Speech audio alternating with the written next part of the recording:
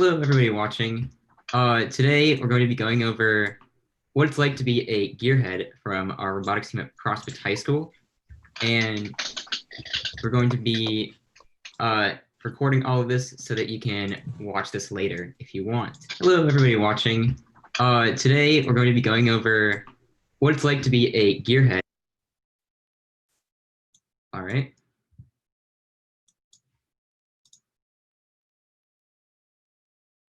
Grady.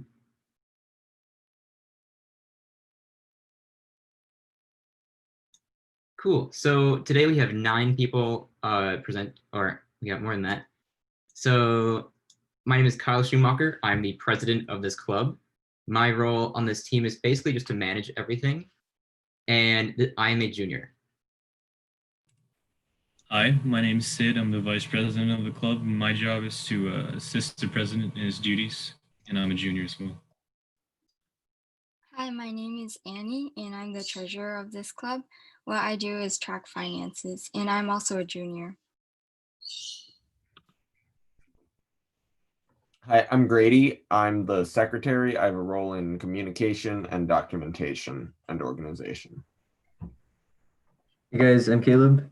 I'm the strategy lead, and I manage scouting as well. My name is Caleb Clark. I'm the fabrication lead. I'm the person who oversees the construction of the robot and trains students who are also interested in fabrication, and I'm a junior. Hi, my name is Ben. I'm a junior. I am the design lead, so I manage and teach CAD on our team. Hi, I'm Hallie. I'm the outreach lead. That means I get to help coordinate events where we show off our robot, and I am a freshman. Hello, everyone. I am John, part of the fabrication team, and I'm a sophomore. I help build part of the. Hi, I'm Baiza. I'm the media lead. I basically manage the social media accounts.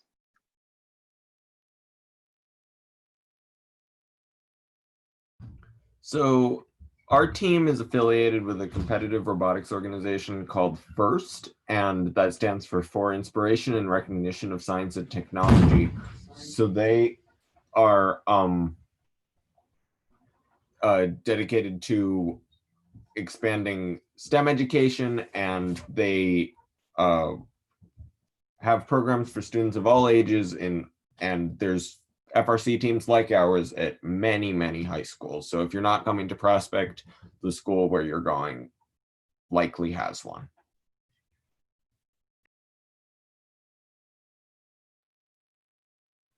And here's a little demo of what our robot this year looked like.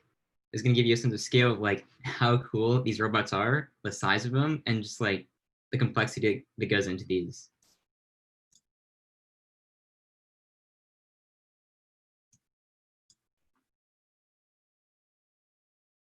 Whoops. Yeah.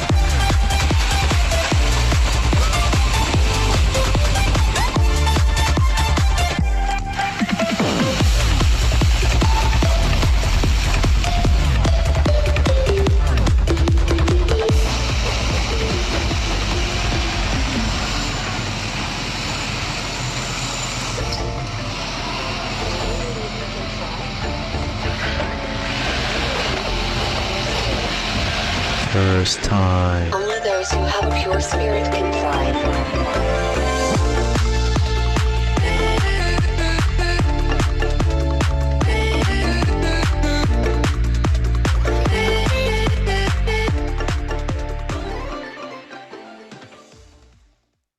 So that should have given you a little taste of like what goes on here. But now we're going to dive into a little bit of like what goes in behind this robot and sort of how our team functions. We'll get into more robot specific things at the end. So we have competitions. These things are arguably the most fun part of FRC, but I might be a bit biased. Anyways, so we do 2 season competitions and 2 off-season competitions. They're really fun. It's because you get to like all this work you go into like you put into building this bot, you get to finally see it compete, and it's really cool. 2019 we got 4th place in one of our competitions, which was really cool.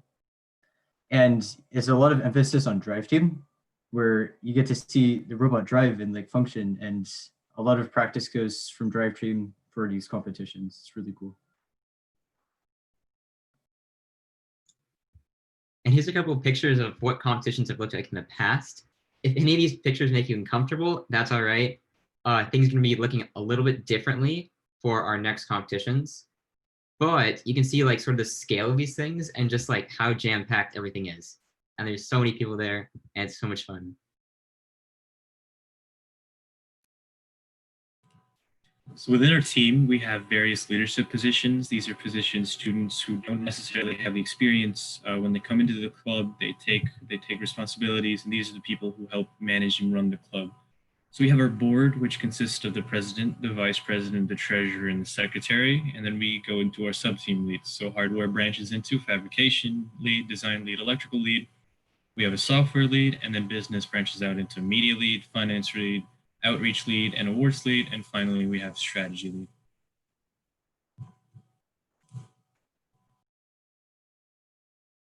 So on the design team, we design the entire robot with a 3D modeling software called Onshape before we make any of the parts on our fabrication team. So if you join the design team, you'll learn how to use CAD, you'll learn how to do CAMs for CNCs, you'll learn how to make cuts for 3D printers, and all sorts of stuff. If you don't know anything about CAD beforehand, that's completely fine. There's classes and you learn everything. And I guess Hallie's going to talk a little bit about that now. Yeah, so like I said, I'm a freshman, and as a newcomer, I didn't really know anything about 3D design or coming up with designs for functioning robots. But these guys taught it it was pretty simple to learn, and it was really fun. So it was really easy to get addicted to 3D modeling. And it was easy to practice a lot too. Design classes were mostly about practicing coming up with ideas, which was really good practice for build season. And we were basically just free to come up with whatever idea we had, even if it was completely ridiculous.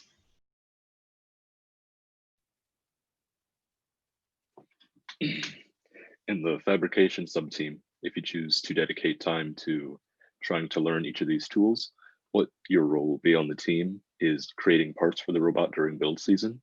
And throughout the fall semester, I will be teaching you how to use each of the tools that we have in the lab. This includes tools such as a metal working lathe, a mill, we have a table saw, and we also have the CNC router. For those interested, it's a Velox 5050. And you also get to learn, very importantly, all of the correct safety procedures for each of these tools.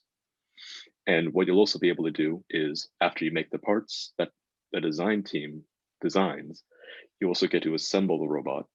And you also have a role past the initial stages of building the robot in maintaining the robot, and also, if you want to, staying in the pit and making sure that the robot is in working order during competitions. After this, you'll be able to call yourself an amateur machinist, and you need 0 experience beforehand. And now John's going to talk about his experience as a hardware fabrication. Yeah, so I'm John, and as I said, I'm a sophomore currently in the team. This was personally the first sub-team I joined on this team, and I have to say, like, I didn't know anything, and it's really fun machining the parts. Like, as a freshman, I built like at least maybe 50% of the parts for the robot during build season. And I have to say, sometimes you mess up, but that's okay because humans learn from mistakes, and it's, yeah.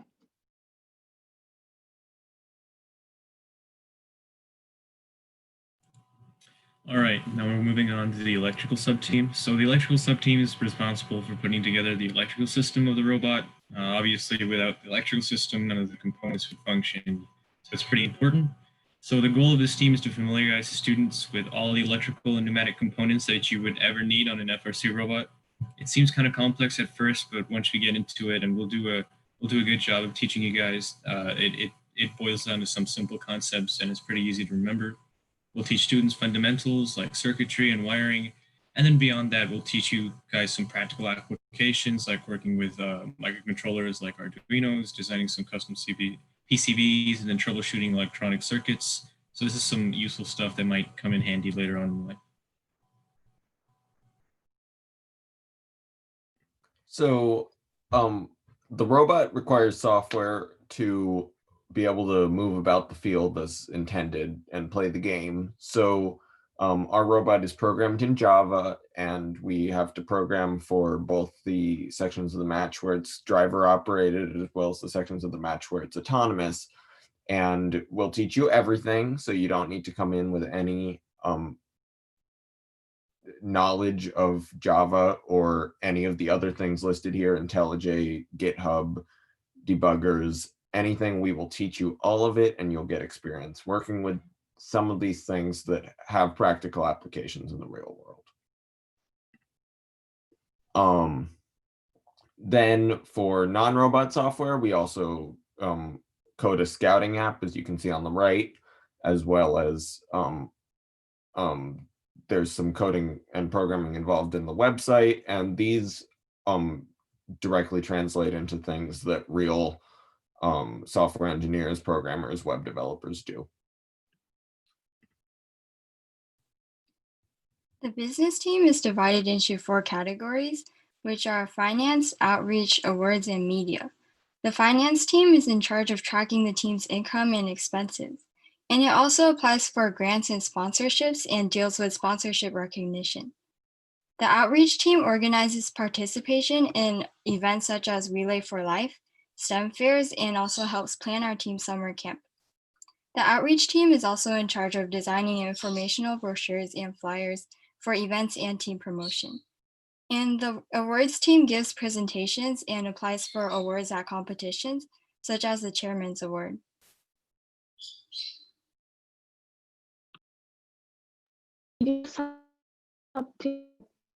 Basically, we make build season weekly bulletins, and we take photos at the competitions.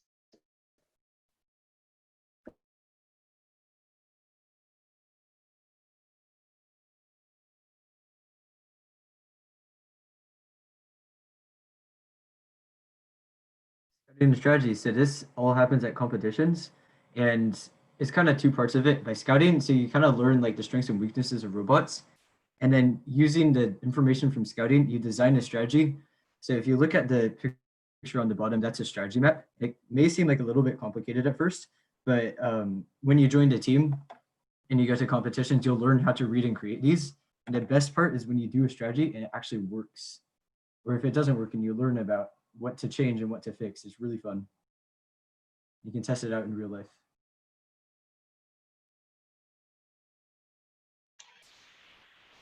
So you don't have to know anything to join robotics.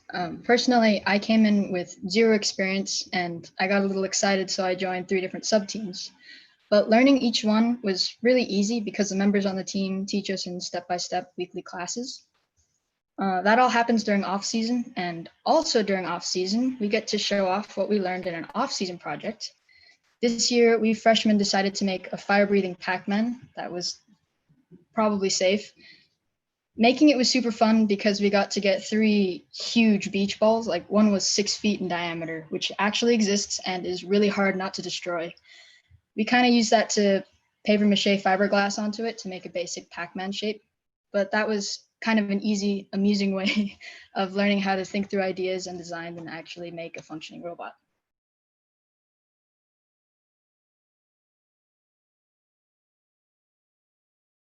So a lot of you might be asking yourselves why you would want to join this club. So beyond the obvious technical skills that you learn that are applicable to specific FRC stuff, there are a lot of other reasons that might appeal to you to join. So one reason is that we attend tours to tech companies that sponsor and help us out, like Lockheed Martin and Acosta. If you look to the right, you'll see some of our people over at Lockheed Martin. You'll gain skills and experience in engineering that you really can't find in any other club on campus. You know, we operate on a higher budget. We have a higher skill set than anybody else on campus. You know, we're pretty up there. And then it's an access to early exposure in STEM, and especially in a day like this, where a lot of you guys are going to end up going into STEM majors, it's pretty important to get an early exposure to this. It's pretty cool. And then you also have the opportunity to take on leadership positions and work with a team and take on responsibilities. These are all life skills that are going to come in really handy later on in life for sure. And in the end, you're going to become part of the best friend group on a Prospect campus. You know, we have fun here. A lot of us came to this club, we didn't know each other, and now we're like best friends now. It's pretty cool. And of course, there's over $80 million in FIRST scholarships of opportunities available. So when you do graduate high school, there's a lot of places where you can put that money and help ease your financial burden when you go to college.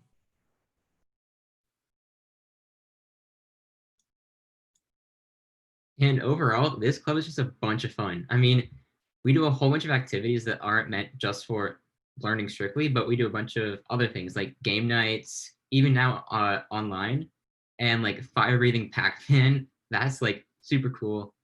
And we're just like a big old family over here. And it's just one of the most fun things I think I've done my high school career.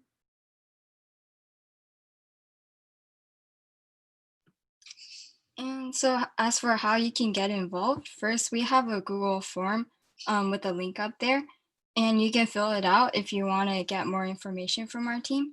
And once school starts, look for robotics, because even though we might not be at school in person, there will still be online training and there will be activities. And lastly, we may host a small robotics summer camp this summer if it can be held safely. And now we're going to talk about our robot.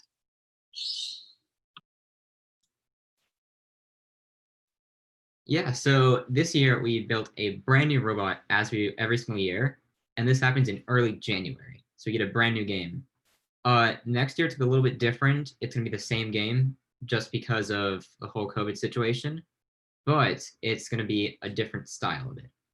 And this robot, it's really a whole team effort. I mean, you can't make this robot with just some fabrication people or just some software people. You need to combine everybody, hardware, software, business, strategy, the whole team in order to actually make something like this. And this robot took us around 5 weeks to build. Normally it's taken us longer, but we sort of dialed in our process a little bit more, and we're getting a little better at this. And this robot cost around $7,000 in total. So that wouldn't be possible if we didn't raise enough money or any of that, because these things are really expensive, especially since these are basically just prototypes compared to in the real world. And prototypes are always the most expensive. And this robot we bring to 2 competitions in the on season, plus hopefully worlds, and 2 competitions in the off season. However, it's a little bit different this year, just because we can't hold off season competitions. But you get to really go to a bunch of places with this. And this year's game involved that ball that is in the bottom center. It's called a power cell, and the whole point of that is like basically pick those up and shoot those at a target in the air. And this is a challenge that our team has never faced before, or at least this group of people. So it was really fun to figure out how to do this. And now we're going to talk a little bit more about robot specifics.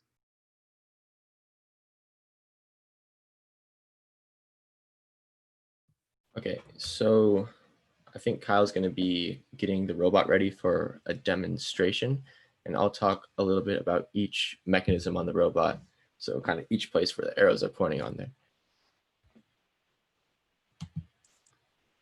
Yeah, so the intake brings the balls from on the ground into our robot magazine. So it has these things called vectored wheels, which push the ball towards the center so that it can move safely in or really cleanly into the magazine. So yeah, Grady can play the video right there. Bring it down. Intake. Oh, that's cool.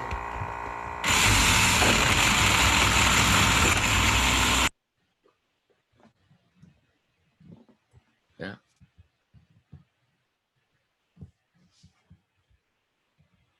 Yeah, our shooter. So one of the main objectives of this game was to shoot balls into that hexagon hole you see in the video thumbnail.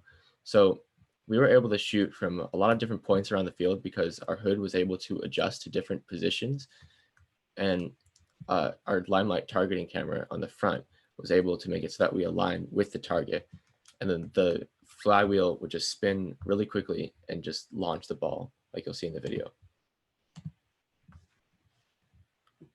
So if you want to play that, yeah.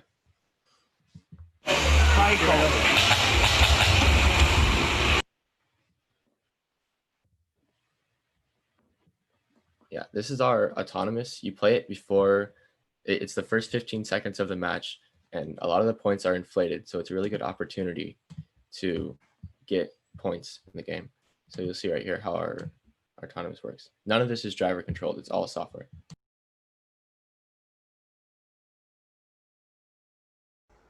I'm initializing 6 ball.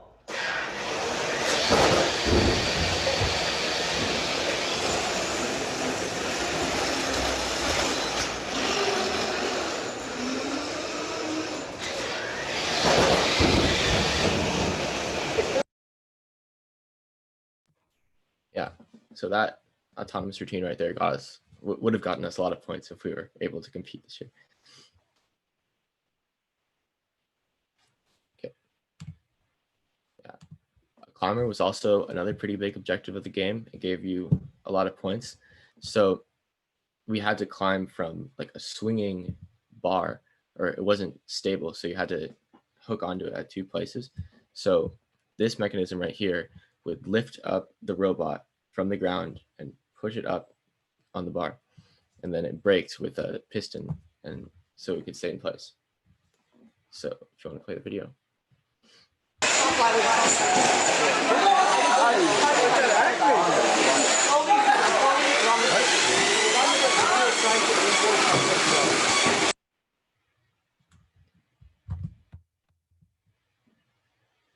Okay, and that's all the mechanisms, I think.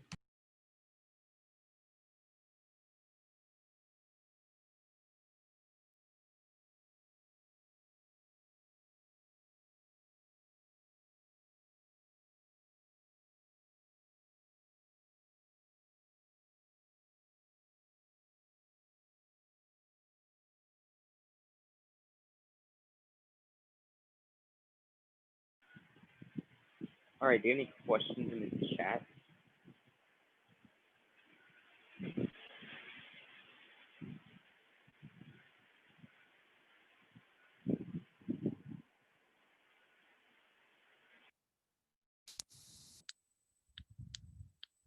What?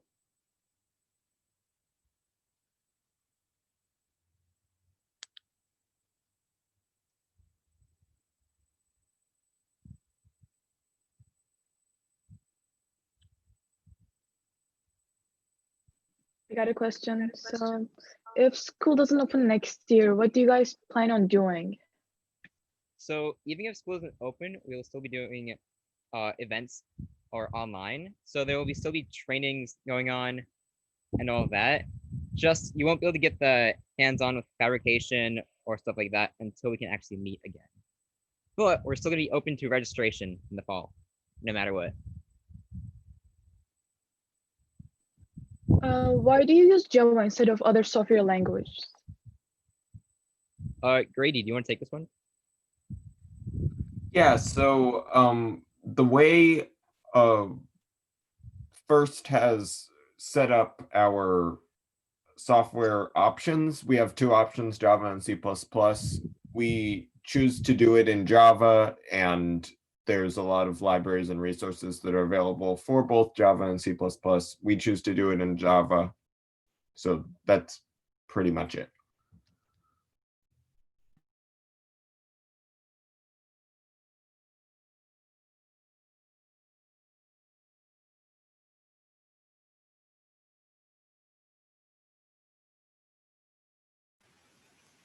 Any more questions, or I can just sort of talk about this robot a little bit.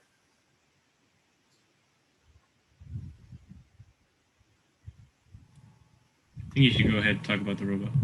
All right, so I want to point out a couple of things up here. So in the very front, we have our shooter. So what this is in the very top, we have a limelight. That means that it has a camera in the front, and we can basically estimate our location exactly in the field. And then using a combination of software and interpolation of where we are, we can adjust our shooter speed. So this will change along with the hood itself. So this whole thing can move up and down to be able to change the launch angle of the ball. And then the very last thing it can do is it can rotate the robot to face exactly at the target.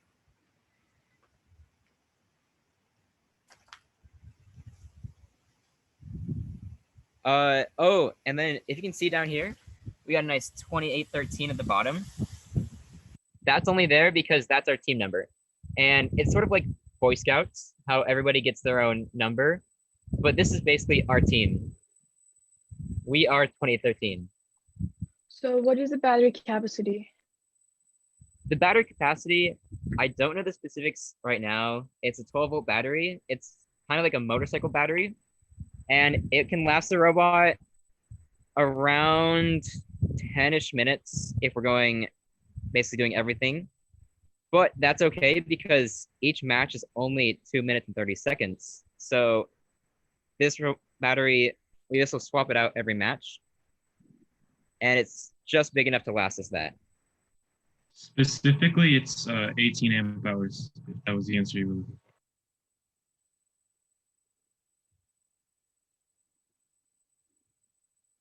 Okay, the other question.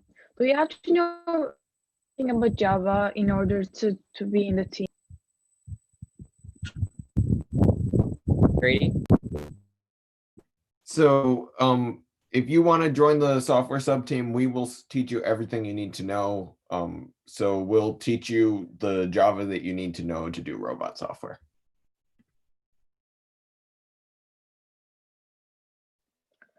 How much time do students spend on robotics throughout the year? Sid, do you want to take that one? Sorry, wait, what was the question? How much time do students spend on robotics throughout the year? Oh, well, it's really up to you how much time you want to put into robotics. I mean, during build season, so that's the time, the 6-week period, even more than 6 weeks now that they removed the time of the year where you had to stop working on the robot altogether, we put in hundreds of hours, some of us. I mean, so I think some of us top 400, 500, maybe 600 hours. But nobody is forced to put in that much amount of work. It's strongly encouraged that you come to our classes. We give you the skill set that you need to participate in these events. But any amount of effort that you put into the club is just appreciated. We're pretty open-ended about this, and there's no specific time that you're expected to come, but it's really up to you because a lot of this club is about self-motivation and being dedicated, because once you spend enough time in the club, you'll end up loving what you do, and then just putting in the effort comes easy.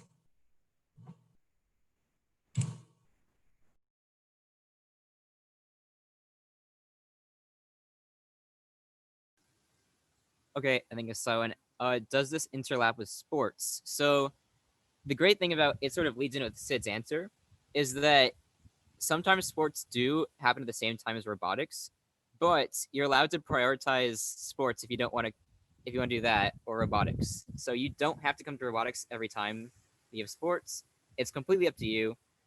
But the sad thing is sometimes you have to make priorities. So whatever's most important.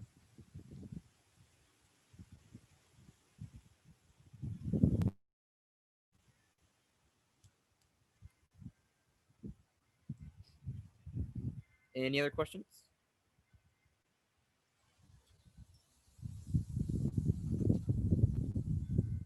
Okay, so here I can highlight the ball. So the ball starts in the front, and then we can basically suck it up along the entire width of this robot, and then it'll go straight through the middle in here, and then it'll travel all the way down through there, and basically it travels there all the way up to the shooter. Another thing, how is the robot actually controlled? So we have a driver station over here. It's all it does is that we have a laptop, and then we have a couple controllers, and then over Wi-Fi, we can communicate with this red box here. It's the radio. So those two are just connected over regular Wi-Fi.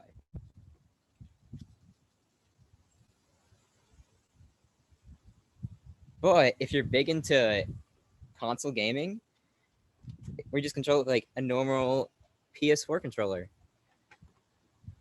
So if you're good at that, you should totally join because we have a lot of opportunities for drivers.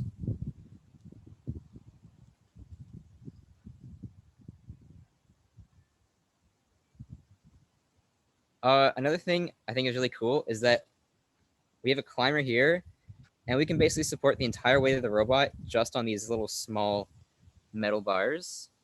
I can't really show you right now, but it was shown in the video.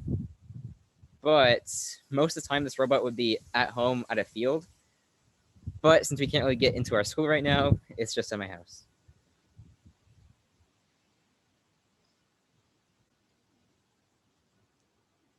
Cool. Do we have any other questions?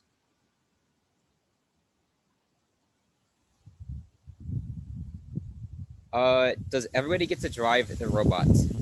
So we have two drive teams, and those are the two that get to drive the robot at competitions because they're basically training a lot to become the best they can possibly be. But we give everybody the opportunity to join that team. So you have tryouts in the fall. I'm not sure how it's going to work this year, but once we get back into our lab, we will do drive team tryouts to basically figure out who's going to be on that team. And normally we would have off-season competitions to try a lot of people out on, but we will not have those this year. How often do you meet? And is robotics after school? So we meet during build season, we meet every day, except this year we took Sundays off. In the off season, we meet a couple days a week. We meet Mondays, Wednesdays, Fridays, and Saturdays. Those days we really have open, but we don't really meet all of those days. During the off season, and how long? Oh yeah, during that off season, it's usually around after school. It's around 2:30 to 4. But during build season, we've gone all the way up to 11 or 12. But that's not needed of everybody.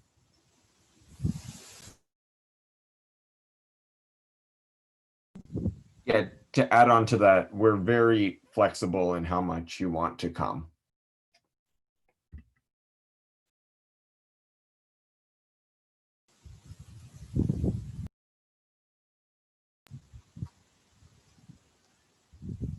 Yeah, I think this robot took hundreds of hours, maybe even thousands of man hours to build. So it takes a while.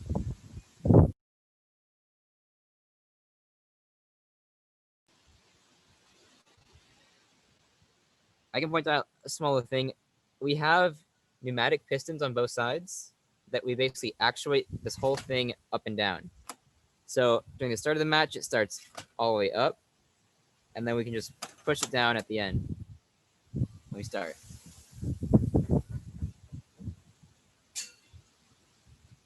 But if there aren't any more questions, I think we're gonna wrap it up here. We are recording this entire thing. It will be on YouTube afterwards. So you can share that later or look back at things. And also we have a form if you want to get more involved. You can reach us at interest@2813.com. But 2813.com. Yeah. I think we can all say I think that's everything we needed to cover here. Thank you everyone for tuning in to this. I know it's a bit weird this year. We would normally be able to force you guys to listen to it, but everybody that's here is here by choice, which is really cool. I have one more question. Are we- meetings mandatory during the off season? No, nothing is mandatory. So you are allowed to put as many or as few hours into the team as you want. I mean, you could come just one day, I don't know, fix a wrench on or tighten a bolt on the robot and call it that. We're not too picky. That being said, we would highly appreciate it if you put, because this club is, if whatever you put into the club is what you're going to get out of. If you don't come to too many meetings, we can't guarantee that you're going to learn a lot of skills, that you have a lot of input on the robot and all the other stuff. If you come in and you put in a lot of work, well, not a lot of work, it's not a lot of work to learn the stuff that you need to contribute to the team. But if you just put in that like little bit of dedication, it goes a long way. And you'll have the opportunity to take up leadership positions, and it's just pretty nice. Yeah, I wouldn't worry personally too much about the time requirements, because if you enjoy this, it doesn't feel like that much time.